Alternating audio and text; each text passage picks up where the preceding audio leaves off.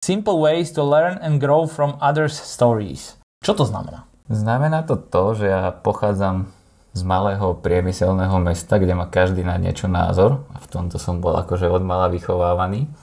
To znamená, že každú jednu debatu, ktorú som od mala mal, bola skôr o tom, že som hneď mal na všetko názor a snažil sa všetko hneď vysvetľovať, ako čo má byť a nemá a teda.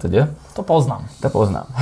A aj možno, že som s týmto mindsetom prišiel potom aj do Bratislavy, kde sme sa prvýkrát stretli a tak. A akože vždycky ma bolo počuť viac ako to, čo mi možno niekto iný hovoril. A ako sa postupne tá kariéra vyvíjala, ja som prapôvodom UX designer, takže som prešiel množstvom rozhovorov s zákazníkmi a neviem čím všetkým, tak sa mi tieto dva svety ako keby sklbili dohromady. Kedy som pochopil, že je dôležité viac počúvať ako rozprávať, minimálne v tom mojom prípade, a to beriem ako zásadnú vec, ktorá ma ovplyvňuje nejakým spôsobom doteraz.